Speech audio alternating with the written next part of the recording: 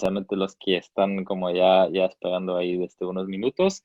Soy Patrick Alex, veo Acceso Capital en Endeavor Chile y junto con nosotros un gran emprendedor que ya lleva casi 30 años emprendiendo, que es Luis Vera de Cipiri, pero ha tenido varios emprendimientos y scale-ups antes de eso y está de hecho conectado desde Silicon Valley y bueno, obviamente es emprendedor Endeavor y tenemos el gran placer de contar con él para esta sesión que vamos a hablar sobre cómo hacer una buena presentación para levantar capital y vamos a contar con su larga experiencia. Y bueno, vamos entrando un poco, primero algunos slides del lado mío que vamos contextualizando y aterrizando un poco el tema, pero de ahí vamos hablando en más detalle con Luis sobre la experiencia que ha vivido como emprendedor, los tips que puede dar a ustedes como emprendedores y también obviamente recibimos preguntas de ustedes, ¿no es cierto? Que pueden hacer siempre desde el chat o el Q&A box, lo vamos a estar mirando y vamos a incorporarles esas preguntas durante la sesión. Y bueno, como decía, los primeros 15 minutos van a estar un poco poniéndoles algunos, digamos, estímulos de presentación para arrancar la discusión y después la idea es que efectivamente que sea bastante interactivo entre todos nosotros. Así que un muy buen bienvenido a todos. Muchas gracias. Buenísimo. Bueno, entonces, ¿ya? Antes de arrancar, quería hacer dos preguntas muy breves para ver un poco de los participantes, de dónde vienen en términos de su experiencia que han tenido con Venture Capital, ¿no? Entonces, la primera pregunta que les pido, si lo pueden responder en el chat, si lo pueden mandar ahí, sí o no, si han sido invertidos por un VC antes, ¿no? Entonces simplemente mándenlo ahí en el chat y nosotros vamos a estar viendo un poco cómo estamos con el nivel de experiencias ahí.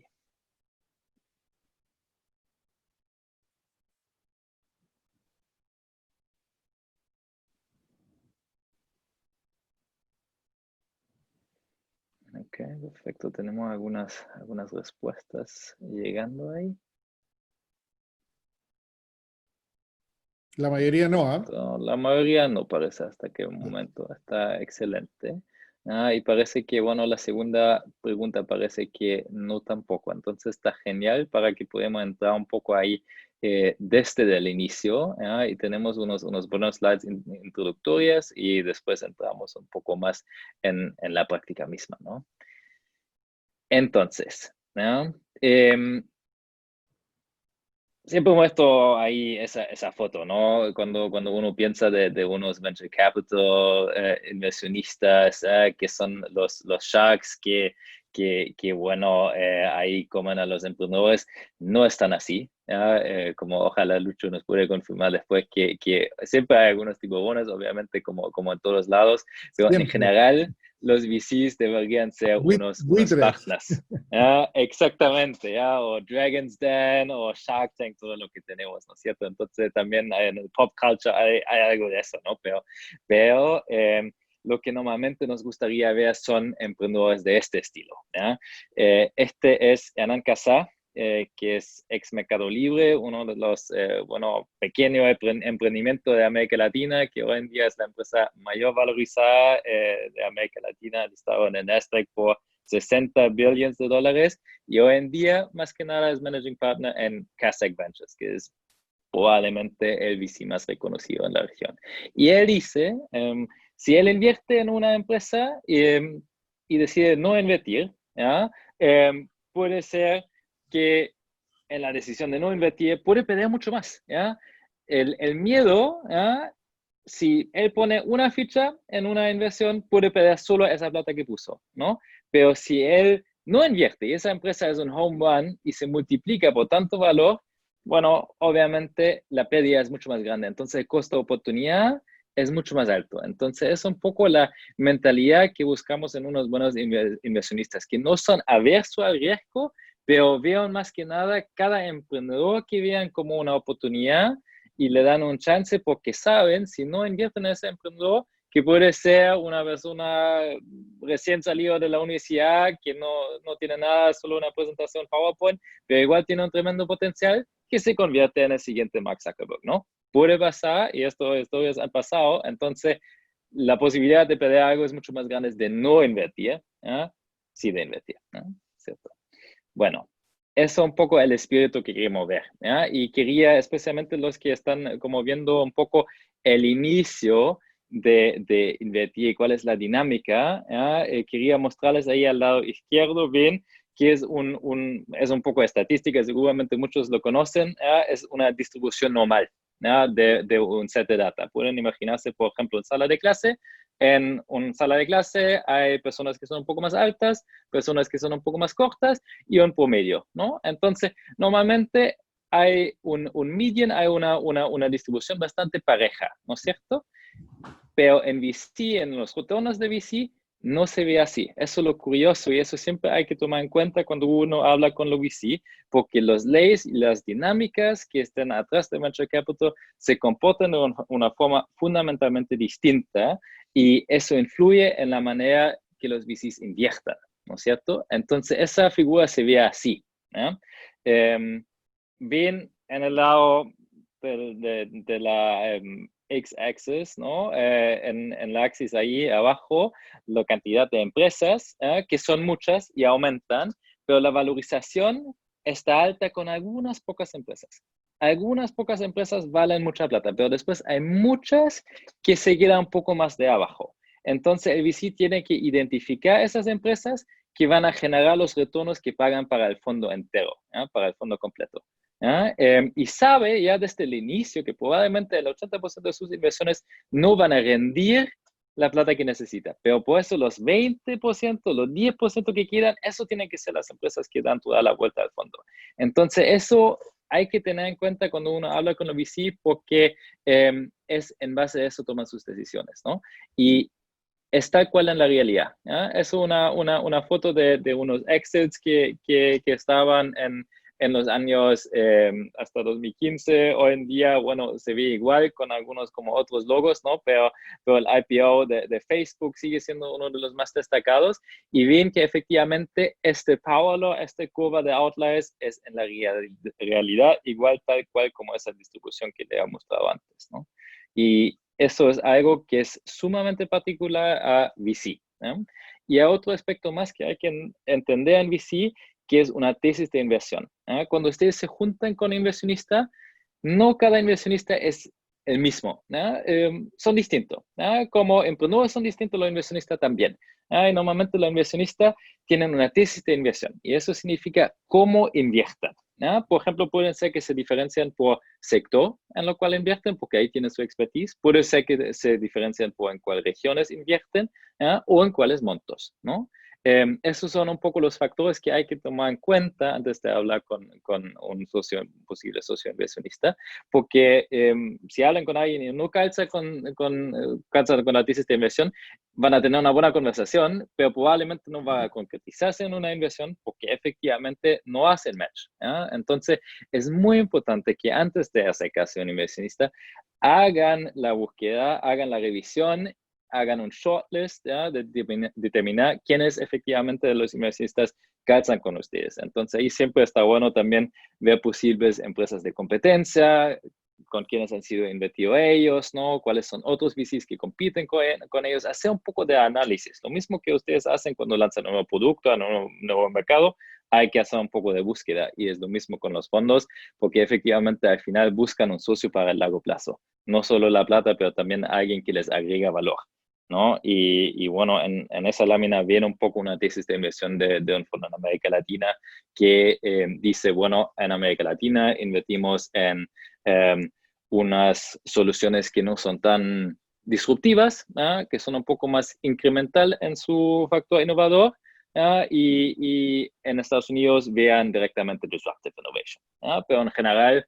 invierten en tech. Entonces, normalmente los fondos tienen eso declarado en su página web, en bastante detalle y son muy transparentes en eso, porque no queremos que nadie pierda su tiempo de contactar a un fondo que efectivamente después no calza, ¿no es cierto? Bueno, ¿ya? Entonces ahora entramos un poco al tema de pitchar, ¿ya? Y por qué es necesario tener un PowerPoint, ¿ya? Ustedes se pueden preguntar, son emprendedores, no son del mundo cooperativo y tampoco lo quieren ser, salieron quizás del mundo cooperativo porque no quieren estar encerrado y haciendo presentaciones. Entonces, ¿por qué ahora le están diciendo que tienen que hacer una presentación? Bueno, ¿no?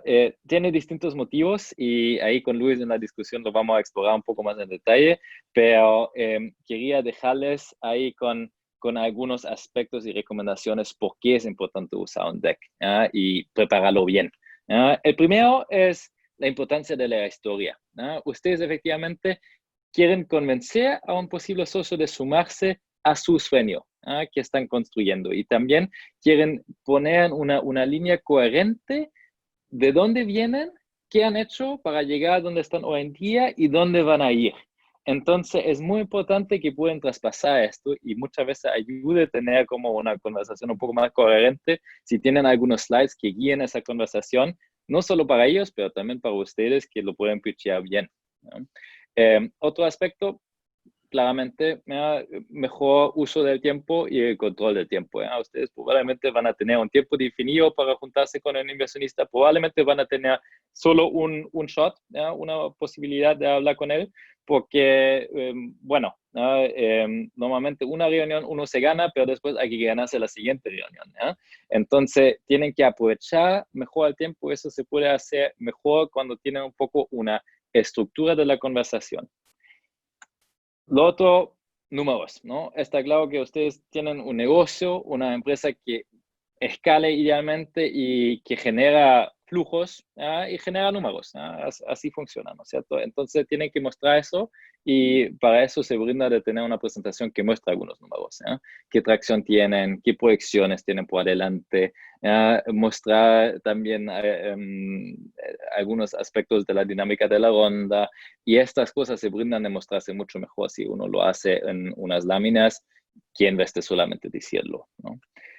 Después, es también este tema de uno como emprendedor, hay que contar siempre una historia. Nosotros en todas nuestras vidas siempre contamos algunas historias, ¿no es cierto? Estamos viviendo historias, pero también creamos nuevas historias. Entonces, ustedes están contando una historia a otra persona, una persona que posiblemente puede ser muy importante para su negocio. Entonces, necesitan tener la capacidad de poder contar una buena historia a sus clientes, a su equipo, a posibles nuevos talentos que quieran tener en la empresa. Entonces, es muy clave de poder tener esa capacidad y los VCs quieren ver eso también, esa capacidad. Y bueno, puede ayudar de poder contarlo mejor si uno tiene unos slides respaldando eso, ¿no? Y quinto aspecto, el proceso mismo es útil, ¿no? De reflejar sobre cómo presento mi empresa, cómo lo estructuro, qué ha vivido durante este camino. Entonces, de estructurar sus pensamientos también puede ayudar y tener como un output concreto, un deck es también bastante práctico, ¿no? Y después el sexto aspecto es como más algo como broma en ese sentido, pero es verdad. Si se fijan Steve Jobs, Elon Musk y otros, bueno, errores emprendedores, prácticamente todos usaban pitch decks, usaban presentaciones. Ustedes pueden googlear en internet y encuentran pitch decks eh, de toda la gente, digamos, que ha sido exitosa, Airbnb, PayPal, LinkedIn, pueden ver como algunos pitch decks medio antiguos que en términos de diseño pueden ser un poco feos, pero han sido utilizados para pitchar en frente de posibles inversionistas. Entonces, si funciona para ellos, ¿por qué decir que no va a funcionar para ustedes? Entonces, eso es para dejarles un poco con el mensaje por qué vale la pena el camino de armar un buen deck para juntarse con un inversionista, ¿no? Y ahí es solo un poco para entrar un poco más en detalle, ¿no? Un deck, está claro, es un pitch, ¿ya? Ustedes tratan de traspasar una historia, como literalmente un pitch de un baseball player, con precisión, a a la otra persona, ¿no? Entonces, eso había que practicar. Por ejemplo, Steve Jobs históricamente practicó horas y horas para poder tener su pitch y su speech ready para cuando lanzaron los nuevos productos, ¿no? Entonces, hay algo de razón en eso, ¿ya? Porque es importante eso, ¿no? Y ahí, muy breve, ¿ya? Quería mostrarles cómo es la estructura de un deck, ¿ya? Primero se parte con el problema, ¿ya? Normalmente, ¿qué están tratando de resolver? ¿Ya? ¿Por qué este problema es grande? ¿Por qué el pain es grande para los usuarios? ¿Por qué es tan eficiente? ¿Por qué cuesta tanta plata? Etcétera, ¿no? Y después viene la solución de ustedes, ¿no? Que está resolviendo este problema, idealmente mucho mejor que la competencia, ¿ya? La propuesta de valor que está generando. Después, bueno, el modelo de negocio, ¿no? Porque ahí, en la solución, ustedes entregan valor, la propuesta de valor. En el tercer punto, el modelo de negocio, ustedes están capturando valor del cliente, que necesitan para poder escalar, ¿no? Y de ahí, cuarto punto, el team, las capacidades que tienen ustedes como equipo, que es sumamente importante, especialmente en la etapa temprana, de poder mostrar que son emprendedores, que tienen experiencia de la industria, por ejemplo, o tienen experiencia emprendiendo. Distintos backgrounds pueden calzar, pero que muestren también que su team es diverso, que tiene distintos talentos, porque obviamente el camino de emprender, y ahí Lucho no va a poder también contar mucho, es diverso, es una montaña rusa y se necesitan distintos talentos en este camino, y por eso normalmente muchos emprendedores son socios, ¿ya? Hay varios emprendedores que se juntan a fundar una empresa, ¿no? Porque muy poca gente tiene todas las capacidades en una persona. Y bueno, ahí quinto y sexto, todo lo que tiene que ver con financials, ¿no? Como la sostenibilidad del negocio en términos de cómo ha crecido históricamente. Y sexto, la ronda de financiamiento, ¿ya? Entonces, la oportunidad, eso es la invitación, ¿ya? Entonces, todo eso está preparando para el momento de efectivamente ofrecer a la oportunidad al inversionista, ¿ya? Porque ustedes dejan al inversionista con ganas ahí al quinto punto, ¿no? Y de ahí efectivamente dicen, ok, bueno, mi oferta para sumarse a este sueño es este, ¿ya? Y ahí hay un muy buen libro que les recomiendo que se llama Pyramid Principle, que de hecho viene de consultoría, pero ayuda a estructurar la manera de cómo comunicar, ¿ya? Es muy, muy útil de cómo poder comunicar mejor en frente de distintos contextos, ¿no? Y sirve muy bien para un pitch porque ustedes tienen literalmente un tiempo muy agotado para traspasar mucho contenido. No pueden usar demasiados slides porque si no se pone demasiado cansador. Entonces, es muy importante también de coordinar lo que ustedes dicen versus lo que está en los slides, por ejemplo. Y aún más importante cuando lo están haciendo en un ambiente virtual, que también vamos a tocar después en la discusión, que cambia hoy en día que pitchamos más que nada virtualmente y ya no presencialmente. Bien, perfecto. Si hay preguntas entre medio, bueno, lo vamos a tratar de pasar en la discusión después. Quería solo dejarles ahí con este contenido previo. Y hay un aspecto que quizás se han preguntado que va también junto con acercarse a un inversionista y de pitchar. Es el tema de valorización, ¿no? Muchas veces, bueno, el inversionista puede preguntarles, oye, entonces, bueno, ¿qué porcentaje pueden ofrecer a la empresa, ¿no? ¿Cuánto capital quieren levantar? Y eso no es necesariamente una ciencia, no son en muchos sentidos una empresa que tiene cash flow projections por adelante, por atrás, que uno puede determinar una buena valorización tan fácilmente en base a los números. Entonces, muchas veces es más un arte que una ciencia, ¿ya? Pero hay distintas maneras de cómo hacerlo y ahí feliz en la discusión después lo profundizamos más, ¿ya? Pero vean también que justo este proceso es un poco que on average, un inversionista quiere un 20, entre un 25% de la empresa. Lo necesita para después generar sus posibles retornos.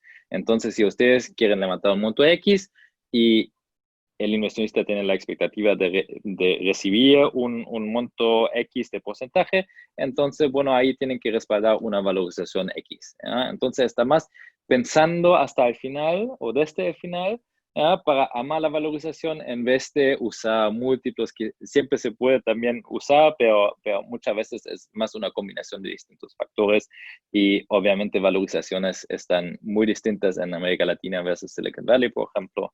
Hoy en día aún tenemos unas valorizaciones que son un poco más bajas que en ecosistemas más maduros, ¿no? Bien, ¿ya? Para estar eficiente del tiempo me voy a saltar eso y quería dejarles con eso, ¿ya? Que es principalmente que el proceso de inversión es largo por sí mismo, ¿no? Hay distintos pasos, solo parten con el camino cuando pitchean, cuando arman el deck, es el inicio de un camino que puede demorar algunos meses. Entonces, prepárense por eso, no parten con las conversaciones cuando casi no les queda runway y necesitan cerrar la empresa en 2 meses más si no levantan el capital. Idealmente, planifíquenlo, traten de construir relaciones y contactos con los inversionistas antes de levantar para que ya les conocen. Y ahí se hace mucho más fácil de establecer la conversación y tienen también la casa idealmente bien ordenada antes, ¿ya? Y ahí me refiero cuando entran a la etapa due diligence, que ya tienen todo lo que tiene que ver con legal, contractual, contabilidad, que ya todo está en orden para que due diligence no se demora necesariamente más tiempo, porque ustedes ya lo tienen listo, ¿no? Entonces, esas son distintas cosas que dentro del camino uno puede poner más ágil, pero en general el camino está un poco largo, ¿eh? Hay que prepararse de eso, un proceso en general de un fundraising desde inicio al final en América Latina, 3 meses definitivamente. Si es inversión con equity, nota convertible, puede ser más fácil, inversión con ángel puede ser también más fácil, pero si es con un inversionista VC, que por ejemplo en Chile está relacionado a Corfo, también se cambian un poco los plazos. En Estados Unidos puede ser mucho más rápido, ¿no? O en otros ecosistemas, pero claro, hay que manejar los plazos y hay que ver también que el inversionista sea transparente con ustedes, ¿no? Si no logran, por ejemplo, de conseguir un no rápido y es como más un maybe constantemente, bueno, hay que preguntarse cómo mejor usar el tiempo, ¿no? Tratar de convertir un maybe en un sí, invertir mucho más tiempo o hablar con otro, y a veces mejor tener un no y hacer un check ahí y seguir al siguiente, ¿no es cierto? Bien. ¿Ya? Último, lo que les quería dejar antes de que vamos a la conversa es literalmente un buen equipo, ¿ya? Es lo que busca el inversionista, ¿no? Porque es eso, ¿no? Están invitando, hay un posible futuro socio, que idealmente pasa un largo camino con ustedes. Un VC en general tiene un fund timeline de 10 años, de que invierte el capital que han levantado, entonces está en eso para el long run. Hay algunos inversionistas que quizá están un poco más cortoplacistas, pero en general ustedes buscan un socio y el inversionista también. Entonces es al final, independientemente de los números y que todos quieren ganar un retorno, efectivamente es un negocio entre personas, ¿no? Entonces hay que mostrar que ustedes son el equipo correcto para echar a andar este carro de su empresa que lanzaron, de seguir escalándolo durante el camino y que ustedes también pueden atraer buen talento en el camino. Entonces, el factor de recurso humano no hay que bajo estimarlo, porque es efectivamente los que les van a acompañar en todo este camino. En toda la montaña rusa que es emprender, entonces ahí necesitan unos buenos socios que sean inversionistas, sean mentores, sean redes como Endeavor que les pueden apoyar en el camino, distintas fuentes, pero muchas veces uno no lo logra solo. Bien, entonces, Yo diría ahora la después, mayoría de las veces no lo logra solo. exacto. Bueno, ahí hablé mucho, ¿ya? Bueno, ¿ya? ¿Qué tal si vamos directamente un poco a la conversa y ahí dejamos las preguntas para el final, ¿ya? Entonces quería un poco pasar la palabra a ti, Luis, Cuéntanos un poco sobre ti, quién eres, ya, qué has vivido durante esta montaña rusa de ser emprendedor por casi 30 años. Bueno, Sí, bueno, primero que nada, muchas gracias a Endeavor, muchas gracias a ti por la oportunidad. Feliz de compartir y give back, que es el espíritu, digamos, de Endeavor. Eh, Básicamente, bueno, entre paréntesis, así como yo sé que el grupo que está acá son de regiones mucho. Yo nací en Chuquicamata, así que en el norte. Pero de chico me fui a Estados Unidos, me tocó vivir en Silicon Valley hasta los 14 años que mi papá llegó un día y dijo, nos vamos a casa. Y para nosotros, los tres hermanos que éramos, Estados Unidos era casa y era de qué casa me estaba hablando. Y básicamente nos fuimos pataleando y llorando a Chile y llegamos a Chile, pero llegamos como expats y la verdad es que nos acostumbramos, bueno, menos mi hermana que nunca se acostumbró, que es así que había prácticamente nacido acá. Y básicamente de ahí me tocó, como estaba en Silicon Valley, de chico vi esto de ser emprendedor, me fascinó. De hecho tenía un vecino que había sido uno de los que inventó una de estas alas Delta con motor, y al poco tiempo andaba con un Ferrari a los 20 años, una cosa así. Entonces, básicamente y era toda la época de Steve Jobs, cuando me tocó venir, que está Apple, de todo eso que estaba pasando, entonces muy entretenido. Y bueno, me fui a Chile y me di cuenta que en Chile había re pocas cosas. Estudié ingeniería porque siempre tuve digamos, esto de que uno siempre busca cuáles son tus superpoderes. Yo siempre identifiqué mi superpoder como era la capacidad de inventar cosas. Después fui desarrollando otros superpoderes. Hoy día yo creo que uno de los superpoderes importantes que tengo es ser capaz de convencer a gente que haga lo que me gustaría que hicieran. Eh, y bueno, y ahí entonces estudié ingeniería. Mi idea era originalmente había sido volver a estudiar a Estados Unidos, pero la verdad es que, bueno, ahí conocí a mi señora como high school sweetheart y básicamente decidí quedarme a estudiar en Chile. Y bueno, y ahí entonces, siempre habiendo tenido la educación americana como más lúdica con muchas cosas prácticas, eh, y después al Nido de Águila, que también tenían computadores, qué sé yo, y después llegar a la universidad donde era un tipo que entraba a rayar el pizarrón y después se iba. Empecé como que me aburrí un poco y empecé a armar empresa. Entonces, como a los 10, entrando ya a la universidad, ya estaba armando empresa. Mi primera empresa la partí en el 1992. Partió con la idea de hacer detectores de metales. Básicamente, y esto lo voy a enfocar más bien a lo que es la parte de capital raising. Básicamente en Chile en esa época, 92, 93, era mal visto ser emprendedor número uno, siendo que en Estados Unidos era lo mejor de lo mejor, en Chile era lo peor, y era como mal visto, diría yo. Incluso los compañeros de universidad me decían, ¿para qué estáis haciendo eso? ¿Por qué no te vas a trabajar a alguna empresa, digamos, en Entel o Codelco, qué sé yo? Y yo no, yo quería inventar mi cosa, y partió haciendo detectores de metal, fue la cosa. Básicamente el primer producto fue un fracaso total, lo tratamos de vender, después vendí en esa época, vendí mi auto, todo para poder fabricar este producto. Fabricamos demasiado de estos productos y finalmente no pudimos vender ninguno. Y básicamente un profesor de la universidad me dijo, anda a una feria, que en esa época era la FISA, y ve y que el cliente te muestre el camino. Y básicamente ahí encontramos que el cliente nos fue mostrando y terminamos haciendo cámaras sobre rieles que poníamos en los supermercados. Básicamente eh,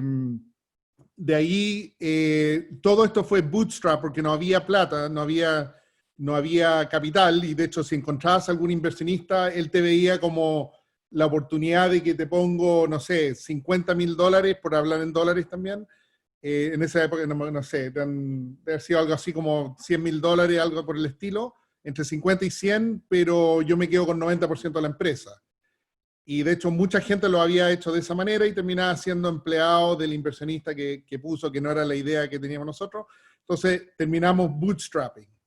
Y en el bootstrapping empezamos, que entre paréntesis, una decisión importante antes de levantar plata, hay que entender bien si uno quiere bootstrap o quiere inversionista.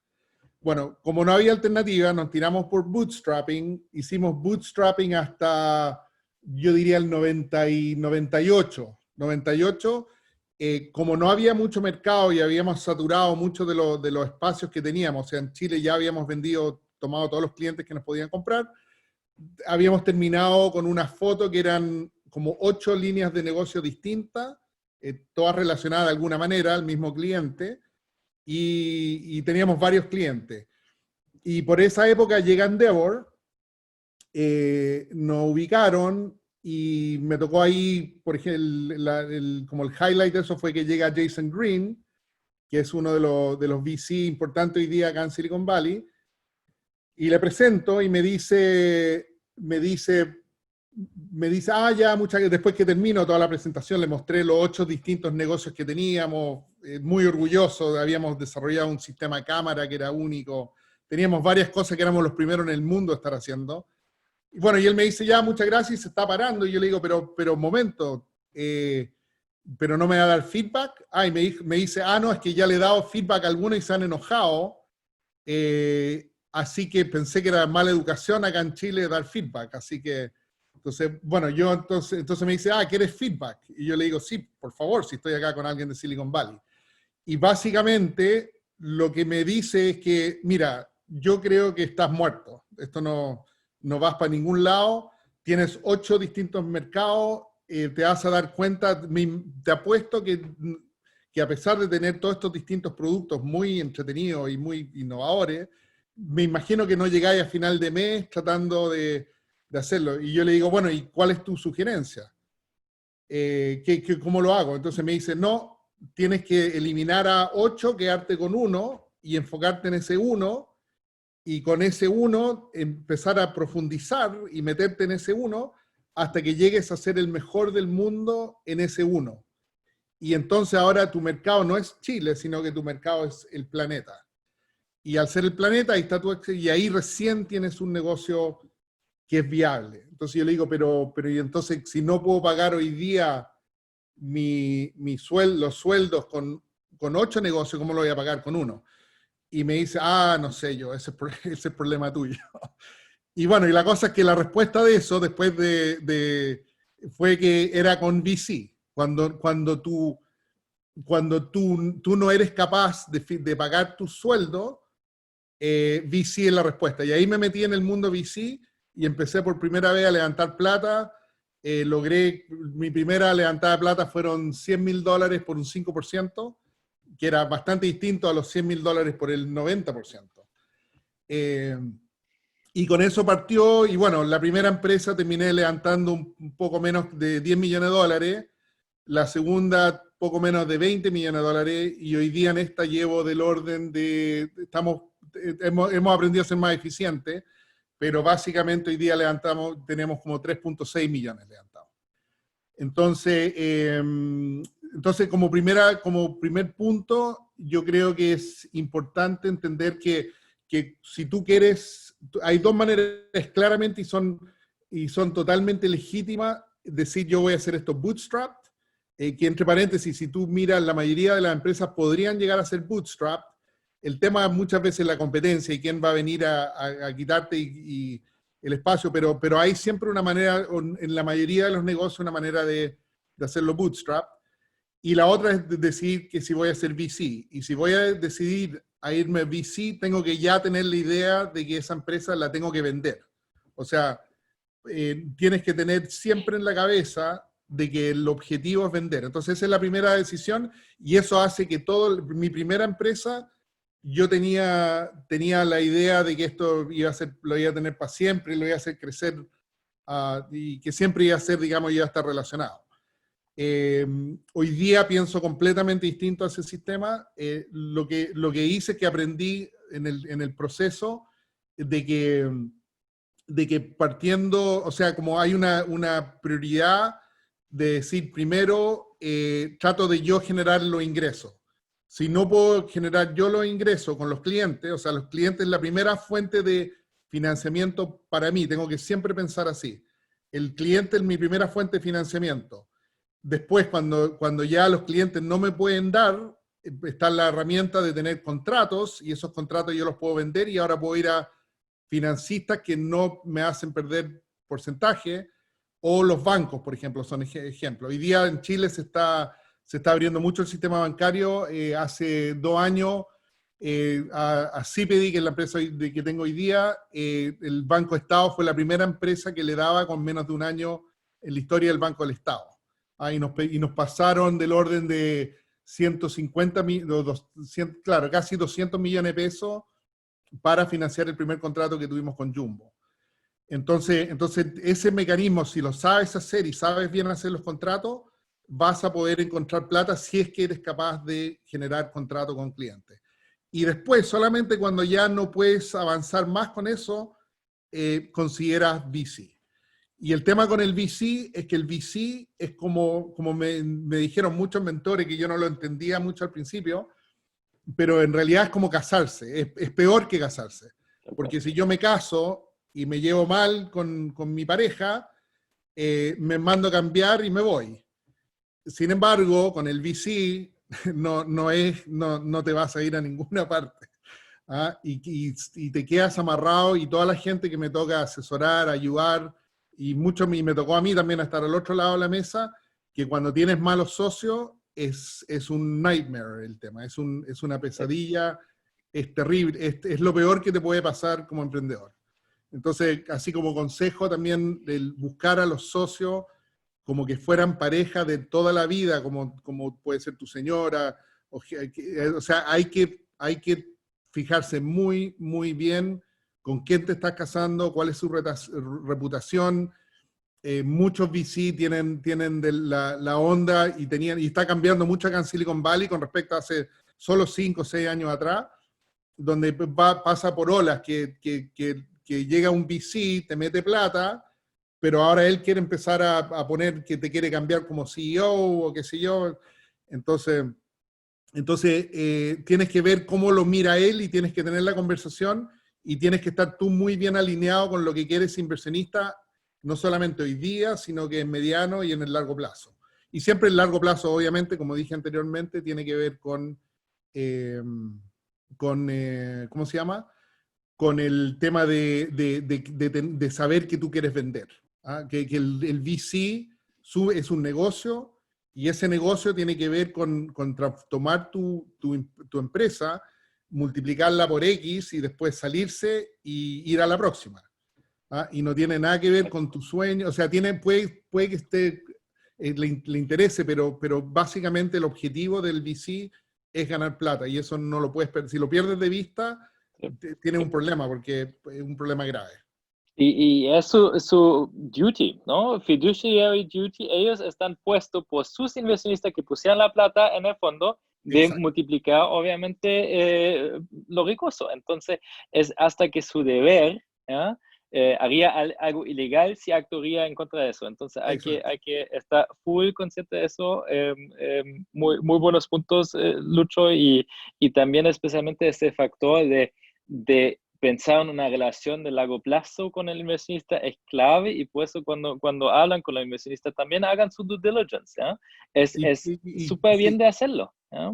Sí, y la mejor manera de hacer diligence es llamar a los otros inversionistas, a los otros emprendedores que han trabajado con ellos y que saben cómo son cuando te está yendo mal, porque hay inversionistas que te empieza a ir mal y se empiezan a freak out.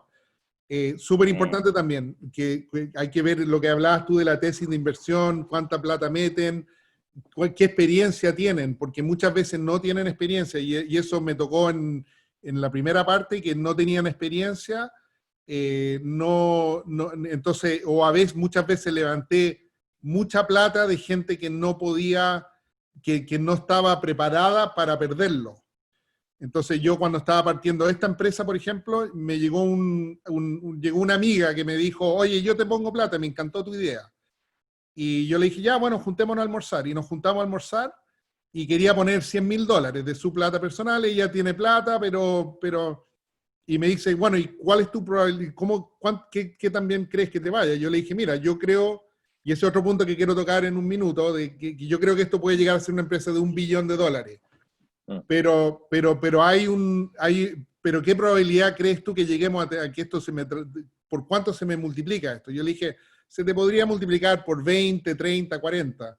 Entonces dijo, fantástico. ¿Y con qué probabilidad? Y yo le dije, con un 5% de probabilidad. Sí, Dice, de como un acuerdo. 5%. Y yo le digo, sí, o sea que tú me estás diciendo que tengo un 95% de probabilidad que pierda esta plata. Yo le dije, yo no creo eso, por eso te estoy pidiendo plata, pero si con lo que tú sabes, si sabes de lo que estoy haciendo yo y que tú puedes evaluar, tienes que estar dispuesta con un 95% de probabilidad que pierdas esta plata. Sí. Y con eso se acabó el almuerzo. Y gracias a Dios, porque cuando, y eso de nuevo, con mucho mala experiencia, cuando un inversionista cree que esto es algo seguro y empieza a tener problemas, se vuelven y se te empiezan a joder, a llamar por teléfono, y a veces las cosas van, o sea, todos sabemos que las probabilidades son del orden, los inversionistas dicen, la lógica que mejor a mí me hizo sentido es cuando dicen ya, si tú haces un plan de negocio, ¿no es cierto? Y en ese plan de negocio dijimos como premisa que hay un 100% de que el producto funcione como nosotros pensamos, que el mercado se comporte 100% como nosotros pensamos, que, que la economía que se comporte, que los clientes y todo, y tú haces una lista y a eso le quitas un 50% y eso saca la probabilidad 100%, y a uno o dos factores de eso, como el mercado, por ejemplo, que nadie controla, como lo que estamos viendo ahora con la pandemia, le ponemos un 50%, la probabilidad baja al tiro en forma dramática de lo que podría haber sido. Entonces, y por eso se llama capital de riesgo.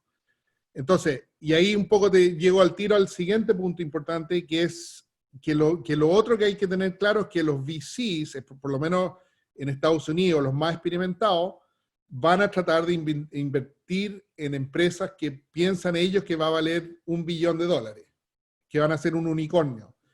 ¿Por qué? Porque si yo soy un inversionista y tengo $10 para meter, por decir una cosa, yo quiero meter esos $10 en maximizar mi probabilidad de achuntarle a uno. Y como tú mostrabas en tu gráfico, de que hay muy pocas que tienen la valorización alta y después baja, entonces lo que yo quiero hacer como inversionista es tratar de meter la máxima cantidad de mis 10, apostarlos solamente en los que pueden hacer 1.000, que sean 1.000 millones o $1 billón, y si le achunto a uno, listo, lo logré. ¿Ya? Entonces, siempre cuando estén pensando en levantar plata, si están pensando que van a salir, que esto se va a vender en $40 millones o en $100 millones, esto no es para VC. Y de nuevo, sí. Al hacer, pero al tomar esa plata de un VC que está pensando en eso, porque él pensó que podía llegar a eso, después te va a estar presionando para que hagas cambios, se empiezan a desesperar y empiezan a tratar de meter mano en la empresa para que eso llegue a ser así. Entonces, si no están, esas son conversaciones que hay que tener al principio de esta relación de matrimonio, para que el VC y tú estén muy alineados en qué es lo que quieren hacer con esta empresa, como dije antes, en el corto, mediano y largo plazo. Sí, ¿Ya? sí. Entonces, No, totalmente. Es bien extremo en ese sentido, ¿no? Y eso también solo para completar ese pensamiento que a veces es un poco ajeno, como muy, muy atípico a otras industrias también. Cuando ustedes deciden una vez de levantar capital, tienen que seguir levantando capital para que eso ocurre, ¿ya? No es como necesitan capital ahora para llegar a un milestone X y después dejan levantar capital y ya están listos. No, el VC les va también de empujar, de que siguen levantando capital. No, ¿ya? Aprovecho, solo será como breve el punto para recapitular. Justo estábamos hablando como qué tan particular es la dinámica de un fondo, ¿no? Y que Lucho estaba contando que efectivamente un VC piensa en cada inversión que haga que ese tiene que ser el moonshot, tiene que ser una inversión que llega a un $1 billion company, ¿no? Que tiene que ser potencial que se puede convertir en un unicornio. Y ahí también es lo importante que esa empresa va a tener que seguir levantando para poder llegar ahí.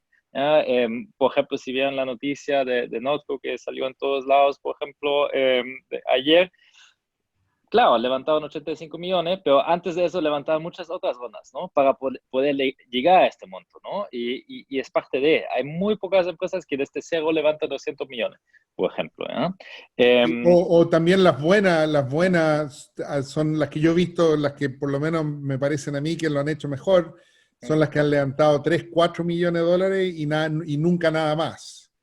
¿Ya? Pero no fue porque dijeron que nunca más, sino que porque les fue tan bien que ya no, que encontraron la manera, lo que decía anteriormente, de usar capital de los clientes, después capital de los bancos o de los sistemas financieros, y después de ello, que no necesitaron levantar más capital. Y ahí tenemos, por ejemplo, Zoom. Zoom es un ejemplo de eso.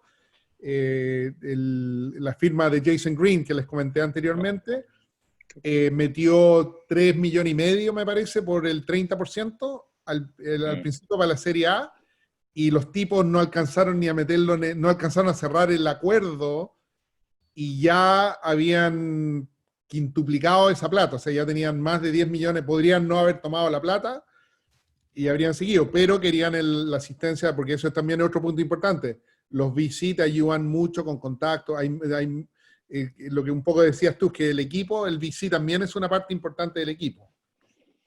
Sí, y sí, mientras mejores sean, mejor equipo tiene.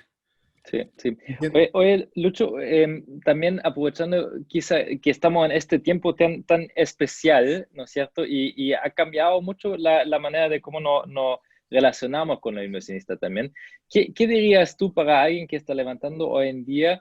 ¿Cómo cambió eso? ¿Qué es diferente de, por ejemplo, pitchear ahora virtual, de conocerse virtualmente? ¿Qué cosas recomendarías tú para poder navegar un levantamiento quizá en estos tiempos? A ver, yo estoy ahora levantando una serie, o sea, estaba preparándome para una serie A, después vino la crisis social y todos nuestros puntos de contacto estaban, o sea, nuestros proof points más que nada de nuestra inversión, de la tesis para decirle, para comunicarle al inversionista, estaba en Chile y eso se explotaron después de la crisis, entonces nos tuvimos que rearmar y estábamos en eso, ya habíamos logrado rearmar la cosa, habíamos logrado abrir México, qué sé yo, estábamos de vuelta a la Serie A y volvió a pegar ahora la pandemia, ya que nos volvió a pegar otro polonazo, digamos, pero esta vez con una mucho mejor, porque en mi negocio en particular, que es trabajar con retailers y robótica y AI y toda esa cosa,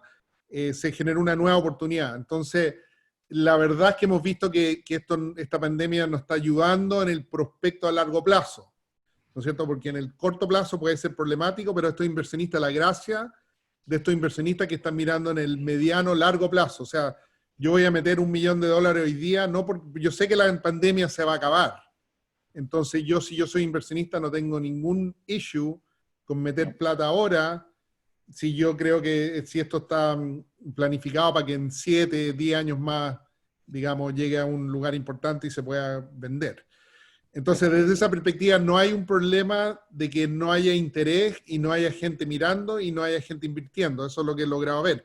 Diría incluso al contrario.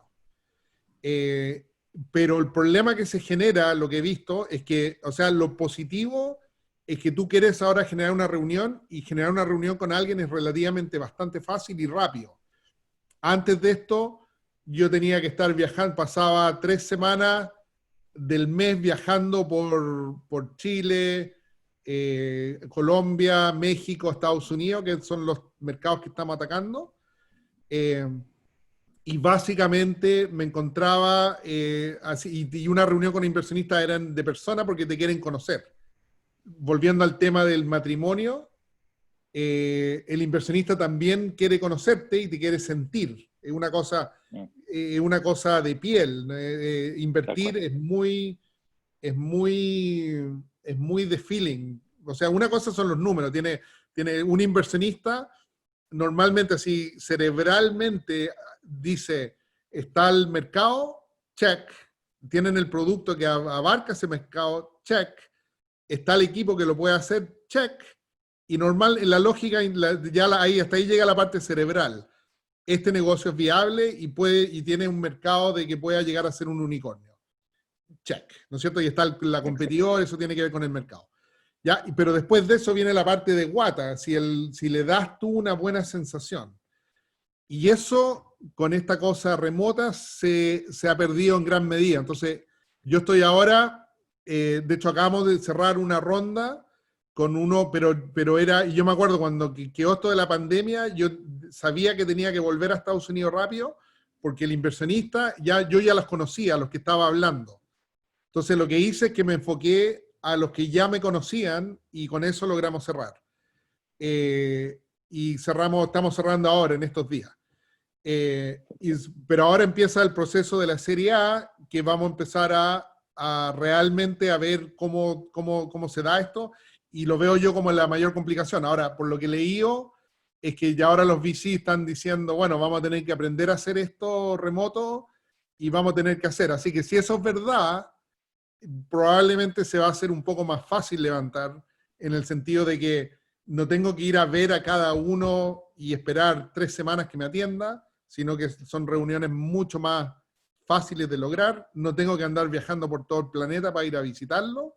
Y si ellos están dispuestos o van aprendiendo cómo sentir eso del gut feeling a través de la pantalla, se podría simplificar bastante el proceso, pienso yo.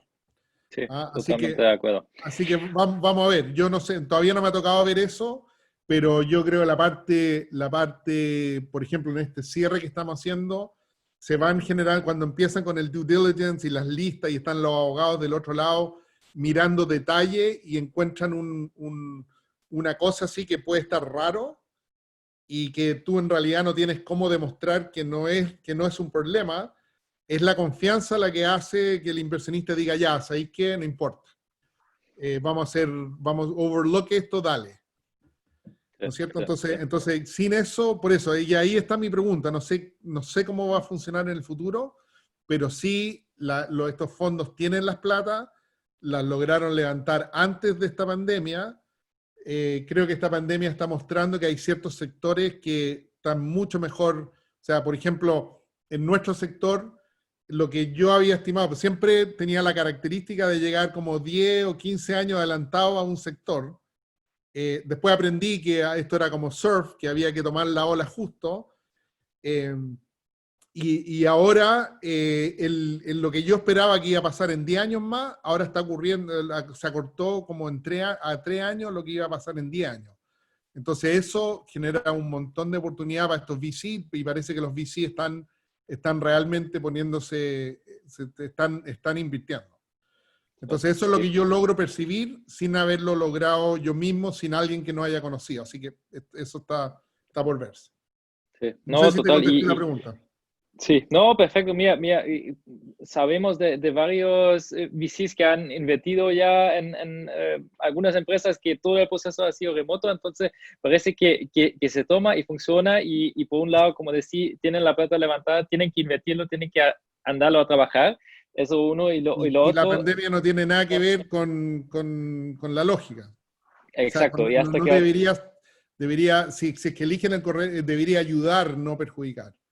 Sí, así que mirado del vaso medio vacío, que es lo que hace un emprendedor, medio lleno, es favorable este periodo para estar buscando, en la medida que los VCs se confíen o puedan suplantar Zoom por el gut feeling.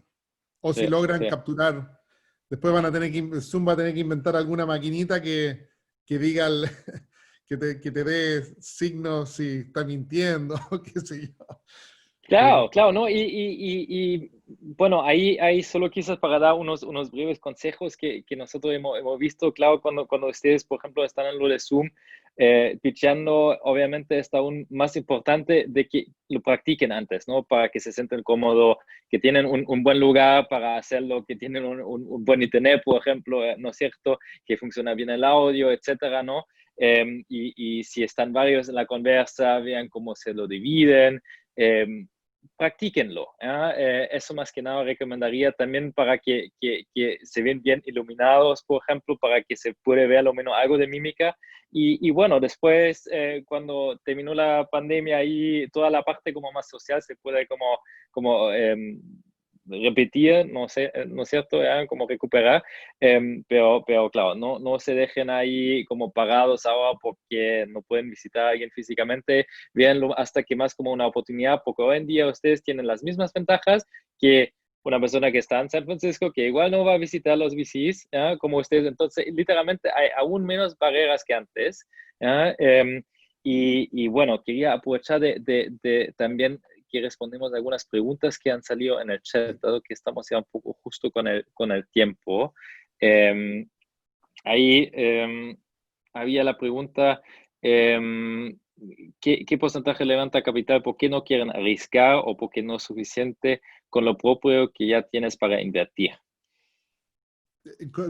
¿Cuál es la pregunta? No, No la mira, entendí. era principalmente qué porcentaje levanta capital de las empresas y, si lo entendí correcto, por qué no quieren arriesgar o por qué no es suficiente con lo propio que ya tienes para invertir. Entonces ahí lo entiendo, por ejemplo, esa discusión que hemos tenido al inicio de hacer bootstrapping o levantar directamente con un VC y como hemos dicho, ¿no? Es no para todos ir al camino VC, hay que pensarlo bien si uno quiere andar por eso y construir una empresa de 1 billion y todo lo que significa y tener que levantar constantemente, es diferente, ¿no es cierto? Bueno, espero que logramos un poco ahí responder tu pregunta, Alejandra. Otra que es de Axate, que aprovecho, quería hacerte a ti mismo después. ¿Qué diferencia ves tú hoy en día, ¿ya? Entre los inversionistas en VC en Silicon Valley versus Chile o América Latina en general? Sí, súper ¿Se ha buena. mejorado? ¿Ya? Algo que siempre se critica también de los Sí, inversionistas. sí, yo creo que hay que darle un poco de tiempo. Yo cuando, como te digo, Chile fue el primer mercado donde cayó Endeavor, en una época que era mal visto ser emprendedor, o sea, era picante ser emprendedor, por decirlo de alguna manera, chilense. Y básicamente eso ha ido mejorando. Chile, o sea, tú miras ahora el ecosistema en Chile y es otra cosa, otro planeta. ¿Ah? Y en Latinoamérica, yo creo que la gran diferencia es que las tesis, o sea, primero en Latinoamérica, a diferencia, es más difícil desarrollar el VC porque los mercados son mucho más disgregados. O sea, tengo un Chile, por ejemplo, nuestro negocio hoy día, Chile y México funcionan exactamente igual en nuestro negocio, pero Colombia tiene otro sistema de cómo funciona nuestro negocio, para no meterme y perder tiempo en eso. Entonces, llegar a expandirse de Chile a México tiene un nivel de dificultad. Entrar a Chile, a Colombia tiene otro nivel más difícil. Y después vamos a Brasil, que es un mercado grande, que tiene otras cosas, además tiene otro diferente de idioma, otra idiosincrasia. ¿Para qué hablar de ir a Argentina?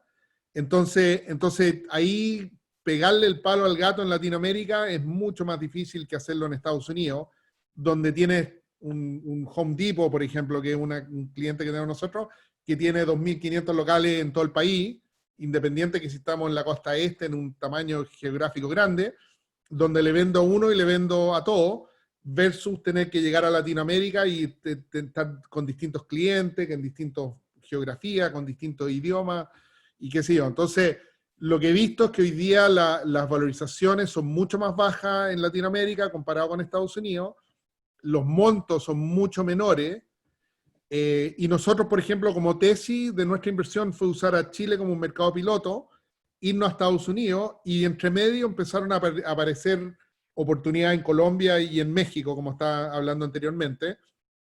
Pero nosotros dijimos, si logramos entrar con un cliente en Estados Unidos, vamos a levantar capital en Estados Unidos.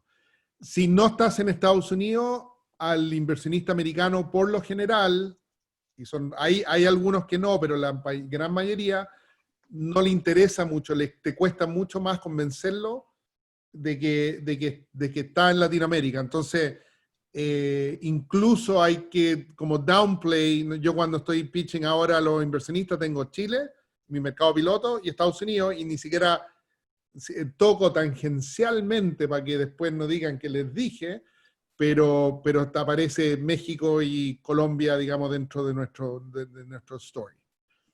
¿Ah? Entonces tiene que ver con ser capaz de entrar a Estados Unidos, y ahí pueden levantar en Estados Unidos, ahí las valorizaciones son mejores, hay mucho más capital, hay mucho más selección el número de inversionistas en Latinoamérica es una fracción de lo que hay en Estados Unidos. Yo hoy día tengo una lista, tengo una lista ahora de 40 VCs, y hay una lista de 30 más. ¿Ah? Entonces, o sea, tengo 70 posibilidades, cuando en Chile, cuando estábamos partiendo, habríamos tenido 4 o 5, creo que hablamos como 4 o 5, nos invirtieron 2. Pero está mejorando mucho. Creo que para partir con la experiencia con VCs como Clean o Alerce, que son los que tenemos nosotros, ha sido muy buena experiencia. Tienen la mentalidad correcta para hacer lo que estamos haciendo, pero también hay que tener cuidado con los que no tienen mucha experiencia o que son, como decías tú al principio, medio tiburones para sus cosas. Exacto, no, total. Y ahí aprovechando también que claro, ya escuchamos mucho sobre CPD, pero quizás podías responder en algunas frases, digamos, en qué están hoy en día, qué es CPD muy, muy en breve. Creo que muchos están muy, muy curiosos de saber más de la empresa y qué están construyendo ahí. Ya, perfecto. Nosotros, bueno, CPD es un robot que recorre los locales con el objetivo de digitalizar el local. Entonces, sabemos que el retail tiene el gran problema de que los locales son son físicos, ¿no es cierto? Donde la caja cereal, alguien la puso en el estante, y después no hay data, no hay información que me diga que esa caja cereal está en cierto estantería. Entonces ahora pasa este robot, digitaliza y captura esa caja cereal con su precio y todo el resto de los productos. Y entonces generamos lo que llamamos un gemelo digital, o un digital twin, y con esa data nosotros la empezamos a vender.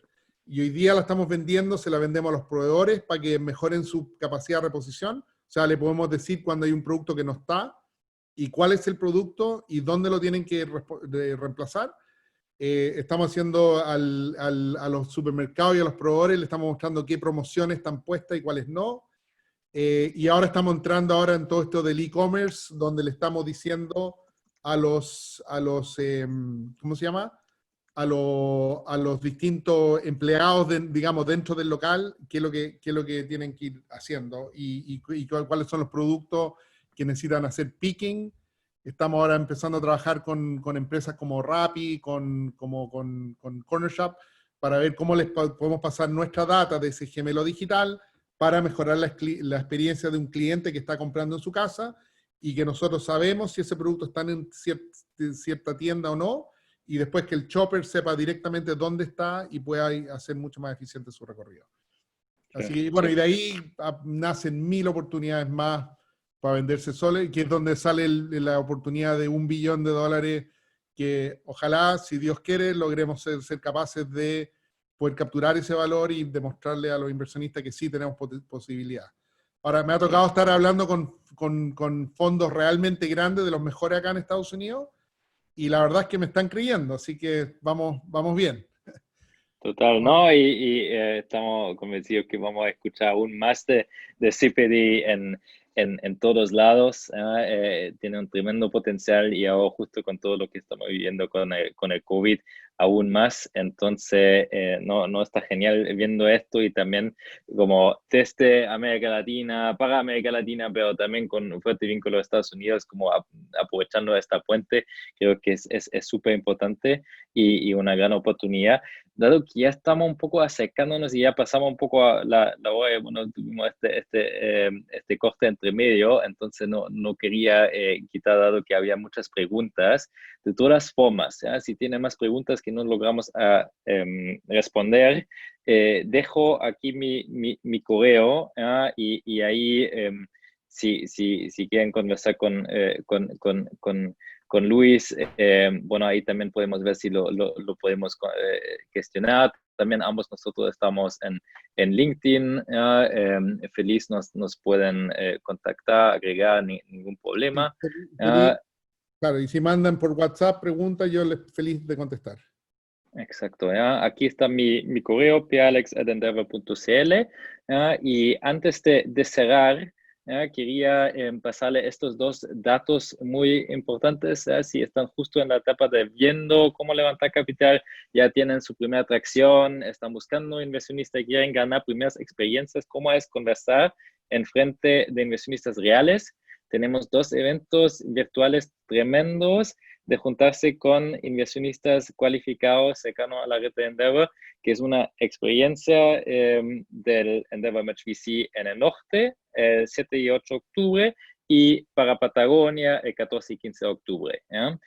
Ahí después le vamos mandando más detalles. Se cierran las postulaciones para el evento del norte el 28 de septiembre y para el evento del sur el 1 de octubre. Entonces, encantados de verles ahí. Espero que les haya gustado la conversa.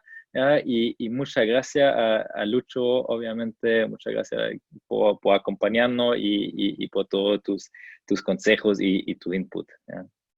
No, feliz, encantado. Y lo que necesiten, me avisan nomás. Genial.